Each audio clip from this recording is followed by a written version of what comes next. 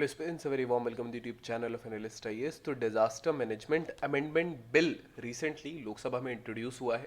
सबसे पहले हम देखते हैं 2005 का जो एक्ट था वो एक्ट क्या था, क्यों यहाँ अमेंडमेंट की चीज़ें हुई। अब ये जो अमेंडमेंट है इसकी कुछ क्रिटिसिज्म है। कहा जा रहा है ये सेंटर की पावर बढ़ाता है। तो ये जो टॉपिक है, सबसे पहला ये सेंटर स्टेट रिलेशंस के लिए इंपॉर्टेंट है, उसके पर्सपेक्टिव से इंपॉर्टेंट है, पॉलिटी के पर्सपेक्टिव से इंपॉर्टेंट है। If you will see this, तो ये GS2 के पर्सपेक्टिव से इंपॉर्टेंट है। इसके अलावा जो डिजास्टर मैनेजमेंट है, एनवायरमेंट से रिलेटेड चीजें जो GS3 में भी पूछी जाती हैं, उससे भी रिलेटेड ये है।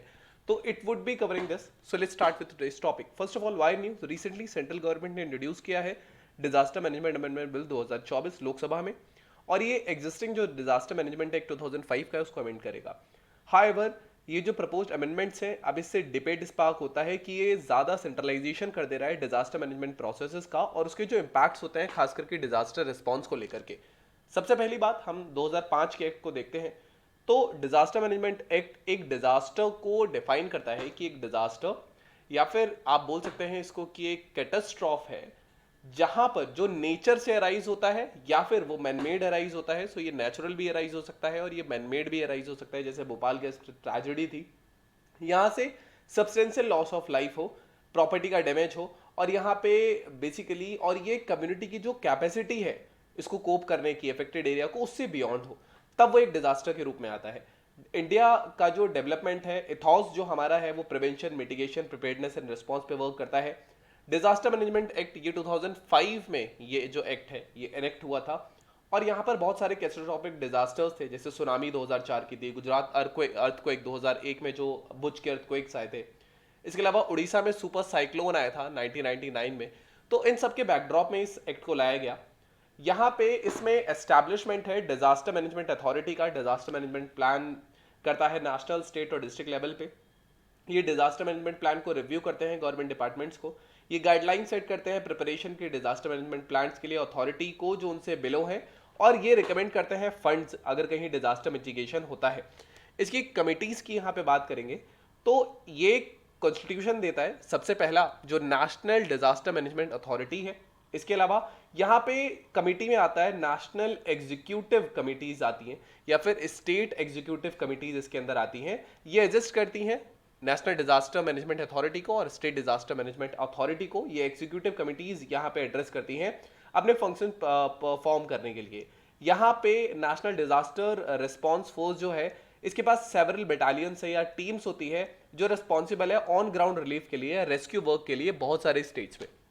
अब ये जो बिल रिसेंटली पास हुआ है, इसकी क्या चीजें हैं? तो 2005 के एक्ट के अंदर जो नेशनल एग्जीक्यूटिव कमेटी थी या जो स्टेट एग्जीक्यूटिव कमिटीज हमने देखी थी, ये रिस्पॉन्सिबल थी नेशनल डिजास्टर मैनेजमेंट अथॉरिटी और स्टेट डिजास्टर मैनेजमेंट अथॉरिटी के लिए। लेकिन अब ये बिल प्रपोज करता है कि जो नेशनल डिजास्टर मैनेजमेंट अथॉरिटी है या फिर जो स्टेट डिजास्टर मैनेजमेंट की जो अथॉरिटीज हैं, ये जो अथॉरिटीज हैं ये अपने रेस्पेक्टिव नेशनल और स्टेट डिजास्टर मैनेजमेंट प्लान्स बनाएंगी और ये बाईपास कर देंगी इन कमिटीज को। ये यहां पर एक चीज आती है, और एनडीएमए की रिस्पॉन्सिबिलिटीज भी एक्सपेंड हो जाएंगी कि पीरियोडिक असेसमेंट्स भी होगा यहां डिजास्टर रिस्क को लेकर के। इसके अलावा बिल मैंडेट करता है कि कॉम्प्रिहेंसिव डिजास्टर डेटाबेस यहां पे तैयार हो, और ये जो डिजास्टर डेटाबेस है ये एस्पेक्ट कवर करेगा, जैसे डिजास्टर असेसमेंट या जो फंड लोकेशन है, एलोकेशन है, expenditure preparedness plans, risk registers, ये सारी चीजें इसमें आएंगी। इसके अलावा यहां पर करंटली सेंट्रल गवर्नमेंट अपॉइंट करती है ऑफिसर्स को, एम्प्लॉइज को, जो एनडीएमए के अंडर आते हैं। ये बिल अलाउ करता है कि नेशनल डिजास्टर मैनेजमेंट अथॉरिटी अपने खुद के स्टाफिंग नीड्स को यहां पे स्पेसिफाई करेगी और एक्सपर्ट्स को यहां पर वो अपॉइंट करेगी सेंट्रल गवर्नमेंट के अप्रूवल के साथ। तो स्टेट गवर्नमेंट का यहां पे रोल जो है वो खत्म हो जाता है। इसके अलावा अर्बन डिजास्टर मैनेजमेंट अथॉरिटी पर यहां पे एक अमेंडमेंट है कि ये जो बिल है ये इंट्रोड्यूस करता है अर्बन डिजास्टर मैनेजमेंट अथॉरिटीज को इंट्रोड्यूस करता है, और ये इंट्रोड्यूस है केवल स्टेट के कैपिटल्स के लिए। या तो स्टेट के कैपिटल्स में होगा या जो बड़े सिटी हैं या जो लार्ज सिटीज हैं उनमें होगा, except for national capital territory of Delhi, और यूनियन टेरिटरी ऑफ चंडीगढ़ पे भी ऐसा नहीं होगा। ये अथॉरिटीज जो हैं इनको म्युनिसिपल कमिश्नर्स लेड करेंगे या डिस्ट्रिक्ट कलेक्टर्स लेड करेंगे। तो फोकस होगा अर्बन डिजास्टर मैनेजमेंट पे, प्लानिंग पे, इंप्लीमेंटेशन पे। नेक्स्ट यहाँ पे स्टेट डिजास्टर रिस्पॉन्स फोर्स है। 2005 का जो एक्ट था ये नेशनल डिजास्टर रिस्पॉन्स फोर्स, या जिसको आप एनडीआरएफ के नाम से जानते हैं, ये इसको बेसिकली क्रिएट करता था। यहां पर इसके जो फंक्शंस है, स्पेशलाइज डिजास्टर्स के लिए। अब बिल एम्पावर करता है कि जो स्टेट गवर्नमेंट है वो state disaster response forces create कर सकते हैं defined functions, term of services या लोकल रिस्पॉन्स कैपेबिलिटीज के हिसाब से। इसके अलावा यहाँ स्टैट्यूटरी स्टेटस है, जो एग्जिस्टिंग कमिटीज यहाँ पर ऑलरेडी हैं, एग्जिस्टिंग कमिटीज जो है वो यहां पर उनका स्टैट्यूटरी स्टेटस है। ये बिल जो है ये स्टैट्यूटरी स्टेटस देता है, जैसे कि जो नेशनल क्राइसिस मैनेजमेंट कमेटी है, इसके अलावा जो हाई लेवल कमिटीज होती हैं इनको, जो ज्यादा मेजर डिजास्टर्स को हैंडल करेंगे। यहां पर ये जो एनसीएमसी है इसको जो लीड करेंगे that is basically cabinet secretary की जो रैंक होगी वो यहां से इसको लीड कर पाएंगे। नेक्स्ट यहां पे जो और चीजें हैं कि पेनल्टी और नए नए डायरेक्टिव्स भी यहां पर आ जाते हैं। यहां पे इसका जो सेक्शन 60A है एक्ट का, कुछ मेजर अमेंडमेंट्स हुए हैं। ये एम्पावर करेगा स्टेट और सेंट्रल गवर्नमेंट को कि किसी भी पर्सन को एक्शन लेने के लिए या फिर एक्शन रिफ्रेन करने के लिए, ताकि डिजास्टर के इंपैक्ट को कम किया जा सके, ये एक पेनल्टी भी इंपोज कर सकते हैं। लेकिन ये पेनल्टी जो है ये 10,000 जो है या फिर जो 10K है उससे ज्यादा नहीं होनी चाहिए, ये इसके लेस देन इक्वल टू होनी चाहिए। नेक्स्ट इज कंसर्न्स क्या है। सबसे पहला कंसर्न है कि पावर का सेंट्रलाइजेशन हो रहा है। फर्दर बिल जो है ये सेंट्रलाइज करता है जो heavy centralise disaster management act था। ज्यादा अथॉरिटीज, ज्यादा कमिटीज अलग अलग लेवल पे बन रही हैं। अब यहां पे एक कॉम्प्लिकेटिंग चेन ऑफ एक्शन है, तो इससे हो सकता है कि डिजास्टर रिस्पॉन्स जो है वो बेसिकली थोड़ा सा डिले हो जाए, क्योंकि अगर डिफरेंट चेन्स रहेगी कमेटी की तो यहां पे थोड़ा सा प्रॉब्लम हो जाता है डायरेक्टली चीजों को होने के लिए।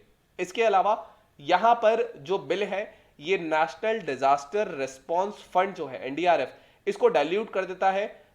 यहां पे स्पेसिफिक यूजेस गाइडलाइंस को लेकर के या कंसर्न्स या सेंट्रलाइजेशन को लेकर के, खास करके डिजास्टर रिस्पांस को लेकर के, सेंट्रलाइजेशन ने प्रीवियसली डिले हुई है इससे, जैसे कि स्लो जो फंड्स थे जो तमिलनाडु और कर्नाटका में जाते थे ये बहुत स्लो हो गए थे सेंट्रलाइजेशन की वजह से।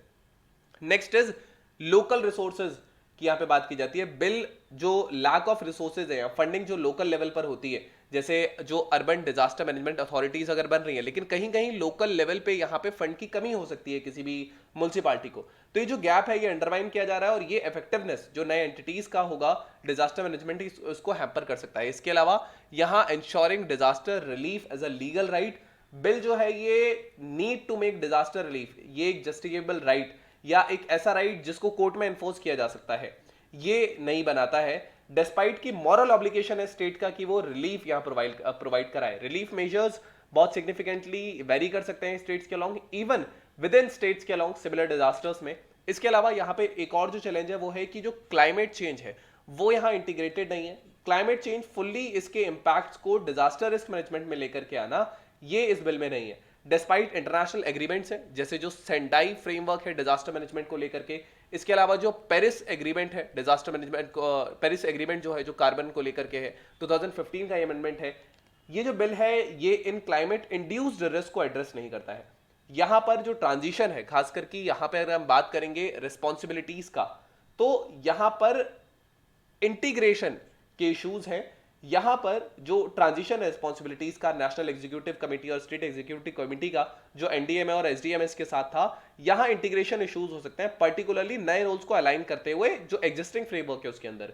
यहां पर जो प्रपोज्ड बिल है कोई क्लियर मैकेनिज्म नहीं है यहां इफेक्टिव कोलैबोरेशन कैसे होगा अलग अलग स्टेक होल्डर्स के बीच में, including government agencies, including NGOs या प्राइवेट सेक्टर, जनरल पब्लिक, ऐसा कुछ भी नहीं है। रीजन डिजास्टर हाईलाइट करता है कि बेटर गवर्नेंस के लिए कोऑर्डिनेशन होना जरूरी है और कॉम्प्लेक्स और इमर्जिंग रिस्क को बेसिकली एड्रेस किया जा सके। नेक्स्ट यहां पे रेस्ट्रिक्टेड डेफिनेशन है खास करके डिजास्टर की। यहां पे गवर्नमेंट ने अब तक कोई भी इसका प्लान नहीं है कि जो हीट वेव्स वाला मामला है, हीट वेव्स को यहां पर एक डिजास्टर ये नहीं मानते हैं under disaster management act. Despite frequency increase हो रही है, हीट वेव्स का इंपैक्ट यहां हो रहा है, बट जो उसका डेफिनेशन है कि प्रॉपर्टी का लॉस होना चाहिए, ह्यूज लॉस ऑफ लाइफ होना चाहिए, उसके अंदर हीट वेव्स नहीं आते हैं। लेकिन डिजास्टर का जो यहां पे डेफिनेशन है ये अभी भी रेस्ट्रिक्टेड है, बहुत स्टैटिक है। एडिक्वेटली जो क्लाइमेट इंड्यूस्ड डिजास्टर्स है जैसे हीट वेव्स है इनको ये एड्रेस नहीं करता है, तो यहां पे ये रीजनल वेरिएबिलिटी या ग्रेडेशन जो है ये इसको डिस्प्ले करता है। नेक्स्ट इज इंपैक्ट की बात करेंगे अगर हम फेडरल डायनामिक्स की, तो ये जो बिल है ये टेंशंस बढ़ा सकता है स्टेट सेंट्रल गवर्नमेंट्स के बीच में, क्योंकि ये जो डिसीजन है वो बहुत सेंट्रलाइज हो जा रहे हैं, फाइनेंशियल मैनेजमेंट भी बहुत लोकली इनको दे दिया जाएगा। नेक्स्ट इज स्टेट शायद ओवरली डिपेंडेंट हो जाए सेंट्रल गवर्नमेंट के ऊपर फंड्स के लिए, डिसीजन मेकिंग के लिए, फिर यहाँ पॉलिटिकल टेंशंस आने लगती हैं। So there are many things which are there.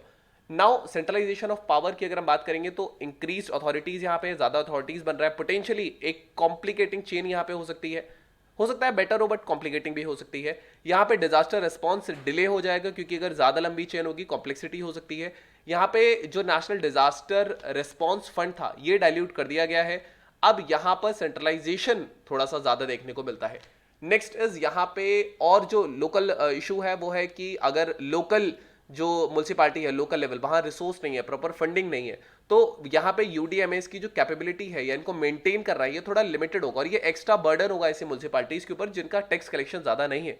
यहाँ पे इनकी इफेक्टिवनेस जो है वो अंडरमाइन की बेसिकली हो सकती है अगर ऐसा नहीं है तो। यहाँ पे पोटेंशियल भी है कि ये इनफेक्टिव हो डिजास्टर रिस्पॉन्स को लेकर के अगर अर्बन लेवल पर बात आती है तो। यहां पर रिलीफ को कैसे लीगल राइट, तो सबसे पहले ये जस्टिकेबल राइट है। ये जो बिल है ये एड्रेस नहीं करता है कि डिजास्टर रिलीफ को एक जस्टिकेबल राइट बनाया जाए, एक ऐसा राइट जिसको हम जाके कोर्ट में प्रूव कर सकें, जैसे कि हमारे पास फंडामेंटल राइट्स होते हैं। इसके अलावा यहाँ पे अनइक्वल रिलीफ मेजर्स है, रिलीफ मेजर सिग्निफिकेंटली, बहुत सिग्निफिकेंटली यहाँ अलग अलग स्टेट्स के अलोंग, यहाँ क्योंकि अलग अलग डिजास्टर्स हैं, एक ही स्टेट के अंदर सिमिलर डिजास्टर्स भी हो सकते हैं, तो यहाँ अनइक्वल रिलीफ मेजर्स है। मॉरल ऑब्लिगेशन है, डिस्पाइट की स्टेट का एक मॉरल ऑब्लिगेशन है कि ये रिलीफ प्रोवाइड कराए यहाँ के कॉमन मैन को, लेकिन बिल अभी भी एड्रेस नहीं करता है एक लीगल फ्रेमवर्क को ताकि इक्विटेबली इफेक्टिव डिजास्टर रिलीफ दिया जा सके। यहाँ पे इंटीग्रेटेड नहीं है, जैसे हीट वेव्स इसमें इंक्लूडेड नहीं है इसकी डेफिनेशन में, क्लाइमेट इंड्यूस्ड डिजास्टर्स जो है वो इसमें नहीं है क्योंकि डिजास्टर की डेफिनेशन बहुत रेस्ट्रिक्टेड और स्टैटिक यहाँ पर है। यहाँ पर इसका जो इफेक्ट है वो यहाँ के फेडरलिज्म पर भी आ सकता है क्योंकि यहाँ टेंशन होगी, खासकर की जो सेंट्रलाइजेशन है डिसीजन मेकिंग को लेकर के, स्टेट ओवरली डिपेंडेंट हो सकते हैं, तो यहाँ पर प्रॉब्लम हो सकती है, खासकर की सदर्न स्टेट्स की तरफ से ये चीजें ज्यादा उठ करके सामने आती हैं। Now we have a today's film status question. The question says, what new authority does the Disaster Management Bill 2024 introduce?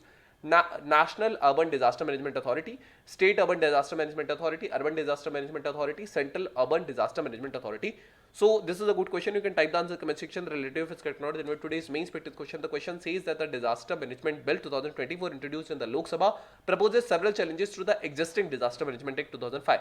Critically analyze the key provisions of the bill, discuss the potential implications of these challenges on the disaster management in India. So if you have seen the video up to now, try to write this down because writing practice is very necessary for you guys.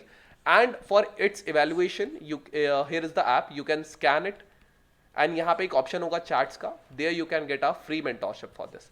So thank you. Have a nice day and stay tuned with Analyst IAS for your better preparation.